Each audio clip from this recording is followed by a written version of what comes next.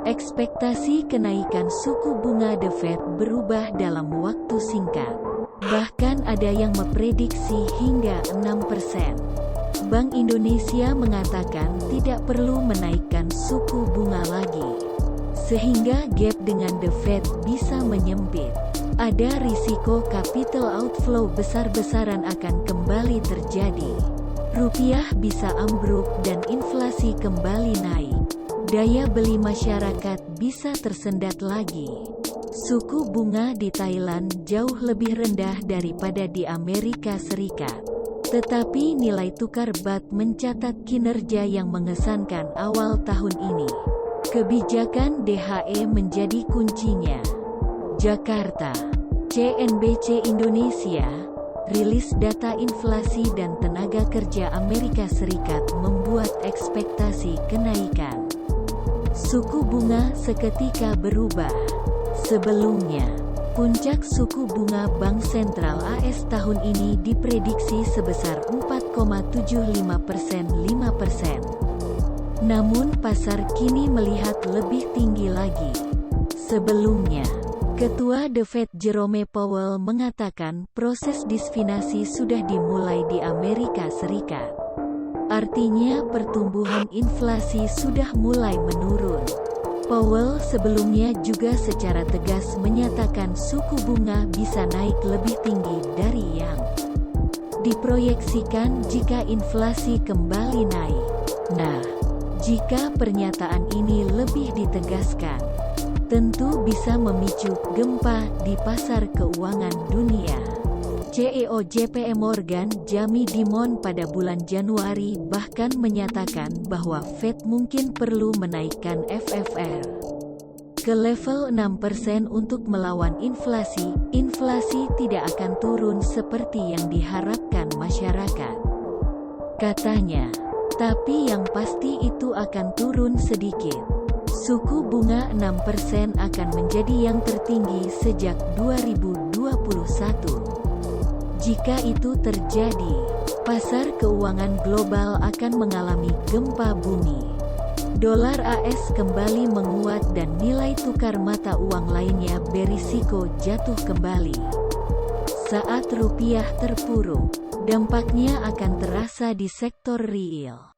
Inflasi tentu saja bisa meningkat lagi yang akan mencekik masyarakat, menurunkan daya beli dan memperlambat pertumbuhan ekonomi. Dalam kondisi tersebut, Bank Indonesia berpeluang kembali menaikkan suku bunga yang biasanya memperdalam perlambatan ekonomi. Seperti diketahui, suku bunga BI saat ini sebesar 5,75%. Dan Gubernur Peri Warjio menyatakan cukup untuk meredam inflasi. Artinya suku bunga tidak akan dinaikkan lagi. Dengan kondisi saat ini, tampaknya tidak mungkin suku bunga BI lebih rendah dari The Fed. Sehingga jika The Fed menaikkan suku bunga lebih dari 5,25%, tekanan kepada BI untuk menjaga stabilitas nilai tukar dengan menaikkan suku bunga akan semakin besar. Belajar dari Thailand, baht Thailand pada awal tahun ini menunjukkan kinerja yang mengesankan terhadap dolar AS. Meskipun suku bunganya jauh lebih rendah, suku bunga Bank Sentral Thailand hanya 1,25%. Jauh di bawah Bank Sentral AS sebesar 4,5%, 4,75%. Hal ini bertujuan untuk menarik investasi dengan memberikan imbal hasil yang lebih tinggi. Dengan masuknya modal, nilai tukar mata uang menjadi lebih stabil. Tapi Thailand berbeda. Stabilitas nilai tukarnya bertumpu pada hasil ekspor. Thailand adalah raja industri pariwisata di kawasan ASEAN. Dana hasil ekspor jasa pariwisata sudah lama ditahan di dalam negeri. Pada Maret tahun 2021, Bank Sentral Thailand menaikkan batas DHE yang tidak harus direpatriasi menjadi $1 juta.